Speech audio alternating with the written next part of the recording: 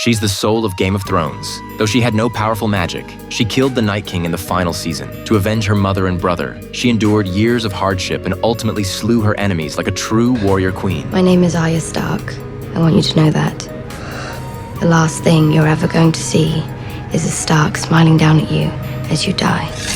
She is Arya Stark, the first female assassin of the Faceless Men. Let's dive into her journey. Arya was the third child of Ned and Catelyn Stark. She had no interest in embroidery or court manners. What she loved was swordplay. Winterfell was peaceful and the Stark children lived happily. But Robert's arrival changed everything. After the death of Jon Arryn, he came to ask Ned to serve as Hand of the King. Though aware of the risks, Ned had no reason to refuse Arya packed up to leave for King's Landing with her father. Before leaving, Jon Snow gave her a slender sword needle. It was clear Arya was never meant to be a proper lady. Needle would become her closest companion. On the way, Arya trained with the blacksmith's son. They were spotted by Sansa and Joffrey, arrogant by nature. Joffrey bullied the boy. Arya stood up for her friend and hit Joffrey. The boy fled, and Joffrey lashed out at Arya until her direwolf charged in. Arya and Sansa stopped it in time. Realizing she was in trouble, Arya threw Joffrey's sword aside to protect her direwolf. Nymeria, she tearfully drove her away. What started as kids' quarrel escalated when Cersei accused Arya of trying to kill Joffrey. Robert, caught between both sides, brought in the only witness, Sansa. Wanting to be queen, Sansa lied. Robert refused to punish Arya, but to end the matter quickly. He allowed Cersei to take out her anger on Sansa's wolf lady Ned. Once gifting each child a direwolf, now had to end one's life himself. Soon Arya arrived in King's Landing one day. While chasing a cat, she overheard Varys plotting her father's death. She warned Ned, but he dismissed it. Only later did he notice a critical detail. All Baratheons had black hair except golden-haired Joffrey. The truth hit him. Joffrey was Cersei's child. With Jaime, Ned confronted Cersei, offering her a chance to flee, but she stood her ground.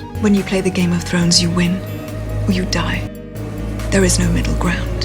When Ned went to tell Robert the truth, the king was already dying, wounded in a hunting accident. On his deathbed, Robert named Ned regent for Joffrey, but Cersei acted first. She tore up Robert's decree. Ned was instantly cornered. His men were killed. With Littlefinger's betrayal, the Stark retainers were slaughtered. At that moment, Arya was still training with her teacher, unaware that her family was on the brink of disaster.